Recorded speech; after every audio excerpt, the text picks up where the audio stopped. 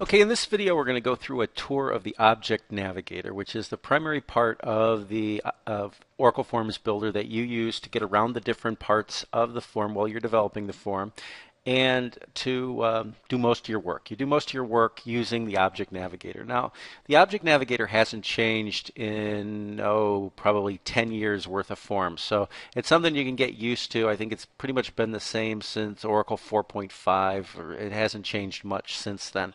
So when you look at the Object Navigator, I've got everything here collapsed. The Object Navigator operates in sort of a tree structure where when everything is closed, the things that I can be working on are my forms, which are the screens that the user sees, the menus, which are pull-down menus that are part of the forms, PL/SQL libraries, which allows me to write common code that's used throughout my form. So if I'm doing the same thing from one form to another, then I can do that with PL/SQL libraries that I include into each form. And then I have object libraries, which is really just a more complicated, a more object-oriented way of using libraries. And then I have my built-in packages that are things that are built into Oracle, and then my database objects. Now, built-in packages and database objects I don't do much with in the Object Navigator other than and look at them. Kind of the same thing usually with object libraries because you're inheriting somebody else's objects. But the key things are forms, menus, and PL/SQL libraries. But where I want to start is I'm going to start with forms. Now, Oracle Forms, when I open this, notice I have two forms open. Oracle Forms, one of their benefits and their curses is that it allows you to work on multiple forms at the same time, which sometimes is great. But as you look at the Object Navigator, you're going to see that it's complicated enough that having too many things open in Oracle Forms building can be problematic because you'll find yourself working on things that you get yourself confused pretty easily. Because in addition to the Object Navigator, you have property palettes. You have canvases and windows that you work on. There's a lot of things going on. So if you open up, I'll open up the emp form, and then I'll open up this other form, and you notice I get a lot of things going on. So now when I'm working inside of a form, let me open up this one form called emp maint. It's my employee maintenance form, and this is a form that I made it a point of having everything I could think of putting into a form in this form. Now, when I open up the form, I get the hierarchy of all the things that make up the form. Now, it's kind of in a strange order here, so I'll go through it in order, but then I'll go back through and show you kind of the order in which it's most important. Now, a trigger is something that happens that fires when something happens on the screen. Now, a trigger can be an action created by somebody pressing a key on the keyboard, somebody clicking a button with a mouse, or something that happens with the data, like data being queried from the database and then showing up on the screen, or there's triggers that fire before events, during events, after events. So triggers happen at multiple levels. So when I look at a trigger at this level, these are triggers that apply to the entire form. And in a lot of other videos, I will talk in much more detail about triggers. But if you were looking at the Object Navigator and the hierarchy, the triggers that you see here are form level triggers. That's the highest level of trigger.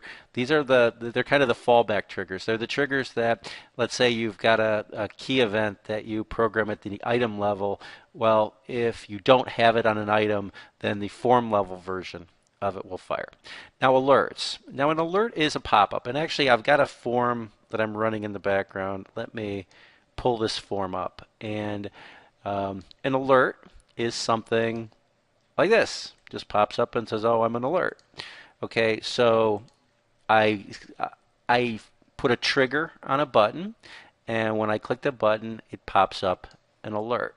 So now Oracle is this is the earliest form of object-oriented. So you create your alerts. So all the alerts from my entire form would be found in this alert section, and then they would be called from triggers and events throughout the form. Okay, then I've got attached libraries, which I'm not going to talk about in this video, and then we've got data blocks. Now, data blocks is the fundamental thing in Oracle that relates to data and the way you manipulate data. So I'm going to show this form in development. Okay, I have two data blocks. This is department, and this is employee.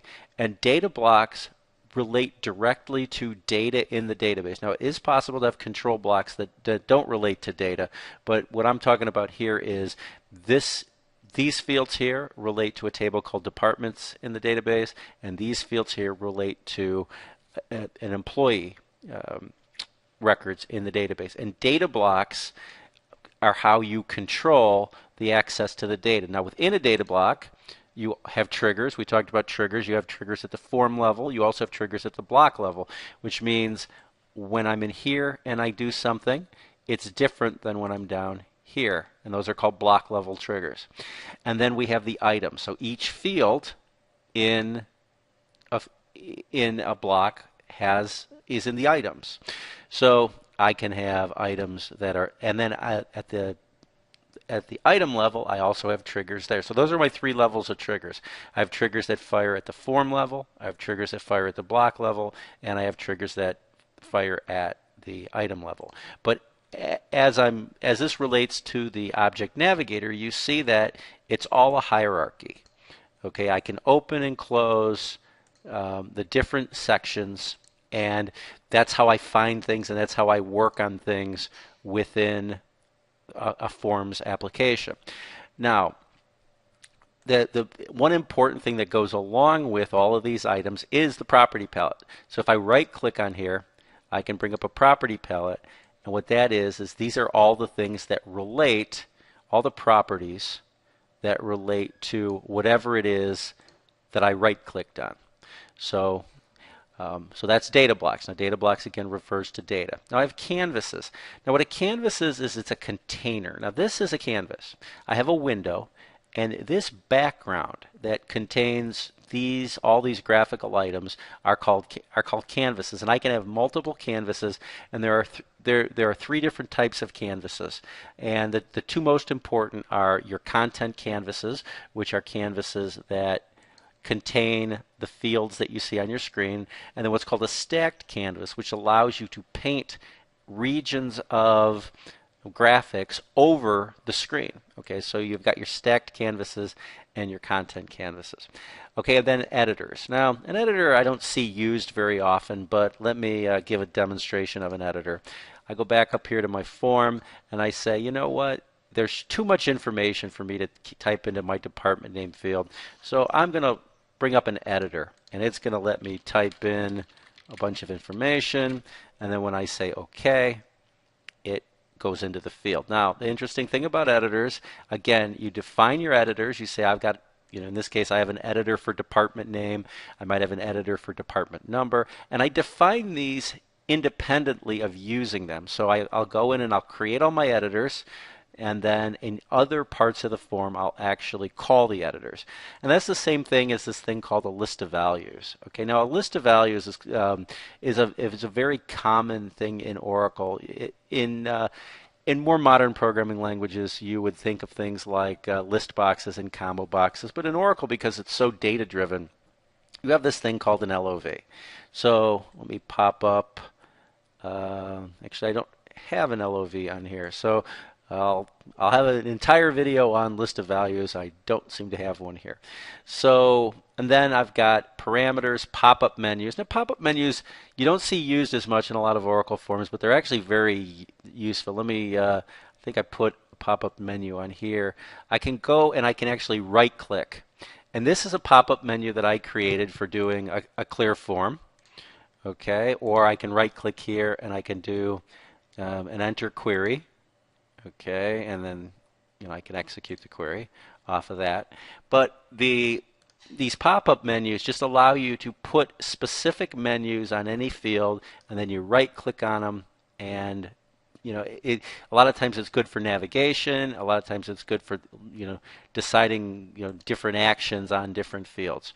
So those are pop-up menus. Program units. A program unit, I've got a thing called Make Me Read, which I'll demonstrate that in a minute. That's a procedure that I write in the PL SQL editor, and in this case I have a procedure called Make Me Read, and what it does is it calls the set item property function.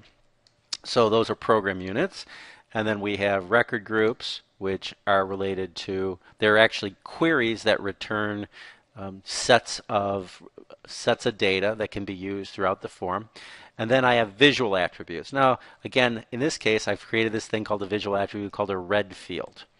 Okay, so what I can do is I can say I want to create a red field, and then I define the properties, and then I can actually use this in a function. So in this case, I go back to my application, and I have a button.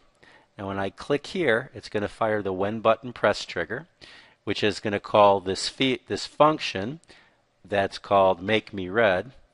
And then from there, it is going to set this to red. So I click here, and it makes me red.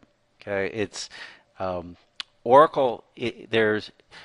Oracle is an interesting product because it has a lot of functionality and a lot of capabilities, but it's also very simple. This hierarchy, you can learn the hierarchy in the Oracle Object Navigator much faster than you can learn your way around other products.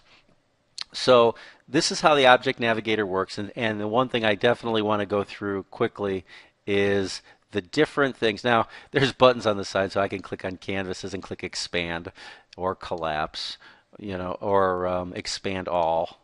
It's got these little things, but the real important things here are the plus and the X. So if I've got a canvas and I want to create a new canvas, I do it by hitting the plus. And I create a canvas, I want to remove the canvas, I do it by clicking the X. So this is the Object Navigator, and it had, this is, I'll show you what a PL SQL editor is, and this is your layout editor. And as you work with forms more and more, you're going to find that this really is a very effective way of working and working with the different parts of a visual application.